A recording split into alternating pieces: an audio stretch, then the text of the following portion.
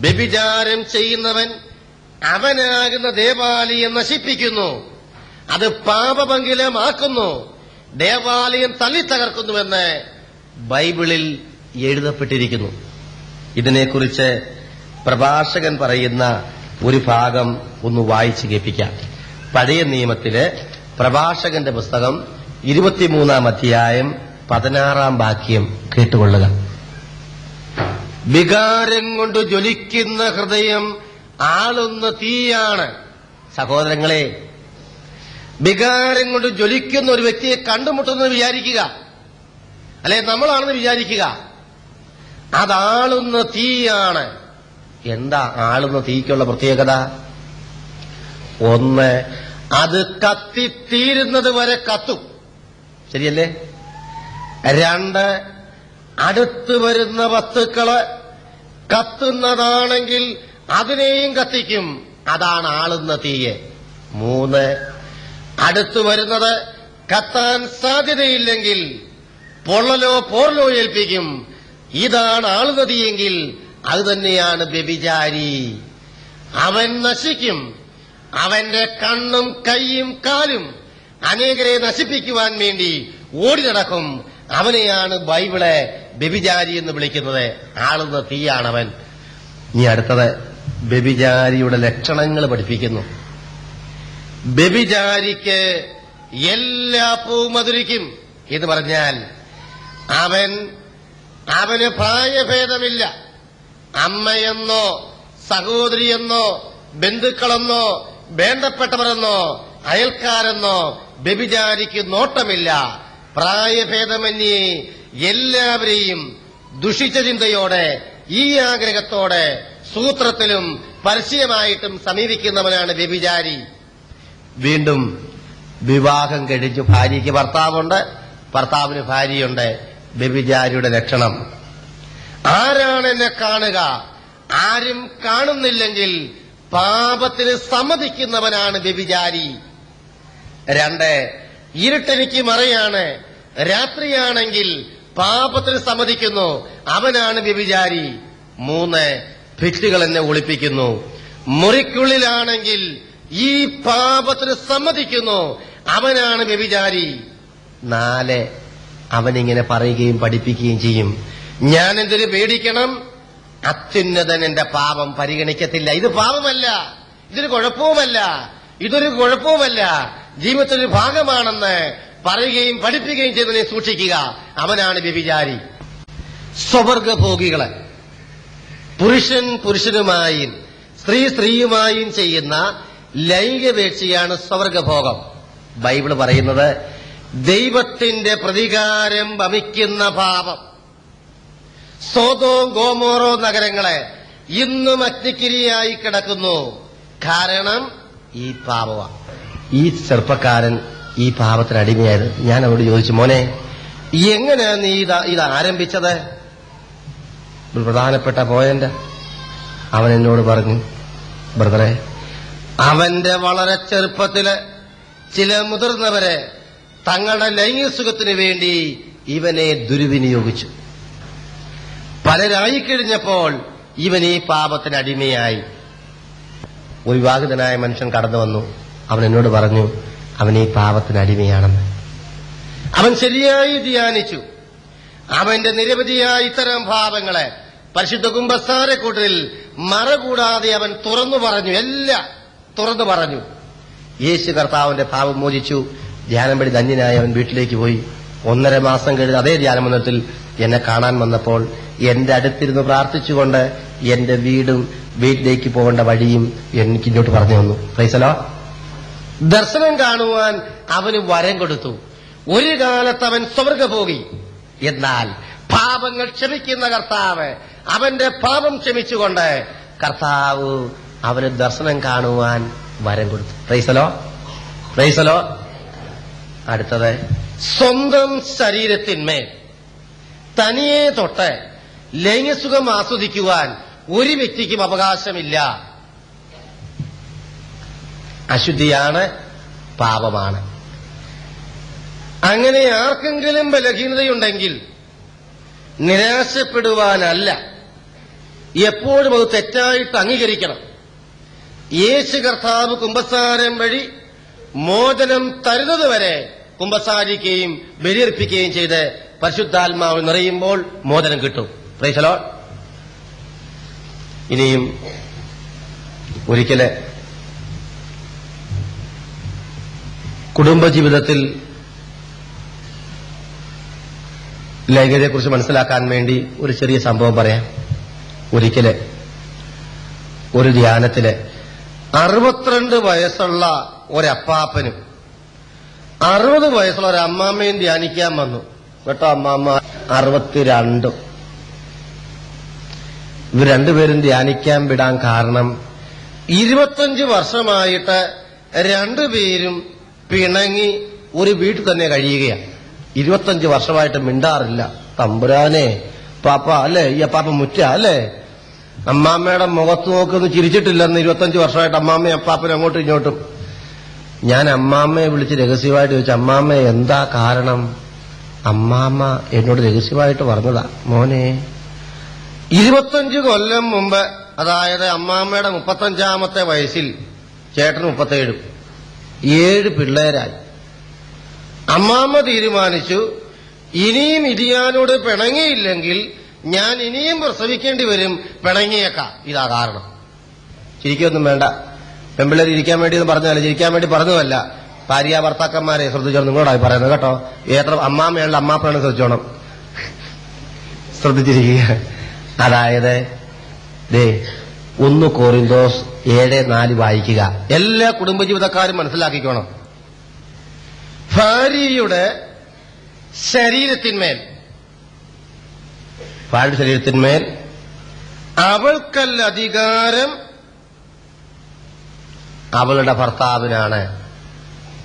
എത്ര വയസ്സ് വരെയാ? മരണം വരെ.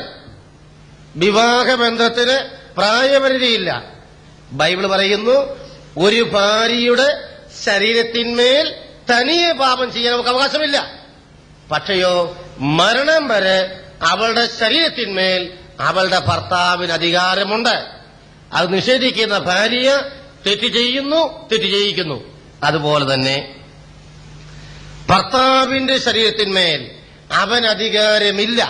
തനിയെ പാപം ചെയ്യാൻ, അശുദ്ധി ചെയ്യുവാൻ അവൻ അവകാശമില്ല. അവന്റെ ശരീരത്തിന്മേൽ മരണം വരെ അവകാശം അവന്റെ ഭാര്യയ്ക്ക് മാത്രം, മറ്റാർക്കുമില്ല. മറ്റാർക്കും ആസ്വദിക്കാൻ നിന്ന് കൊടുക്കാനുള്ളതല്ല, ലൈംഗികത പുലമ്പാനുള്ളതല്ല. പരിശുദ്ധമായി ജീവിക്കുവാൻ കുടുംബജീവിതത്തില് മരണം വരെ ഭാര്യാഭർത്ത ബന്ധം, ഈ ലൈംഗിക അവകാശം ബൈബിള്, കത്തോലിക്കാ സഭ ആനുകൂല്യമായി കുടുംബജീവിതക്കാർക്ക് തന്നിരിക്കുന്നതാണ്. Praise the lord. നിഷേധിക്കാൻ പാടില്ല. എന്നോട് പല ചെറുപ്പക്കാരും സഹോദരിമാരെ കരഞ്ഞുകൊണ്ട് പറഞ്ഞിട്ടുണ്ട്, അവര് വ്യഭിചാരം ചെയ്യാൻ കാരണം അവരുടെ ഭാര്യമാരെ കുടുംബ നിയന്ത്രണം എന്ന പേരില് അവരുടെ ലൈംഗിക അവകാശം നിഷേധിക്കുന്നു. അതുകൊണ്ട് അവർ വ്യഭിചാരികളായി തീരുന്നു. മരണം വരെ നിഷേധിക്കുവാൻ പാടില്ല. ഇത് ദൈവം അനുവദിച്ച പരിശുദ്ധമായ അവകാശമാണ്. കൈയുയർത്തി നമുക്ക് പ്രാർത്ഥിക്കാം. എല്ലാവരും കൈയുയർത്തുക. Hallelujah, hallelujah. കർത്താവേ, വേഗം വരണമേ.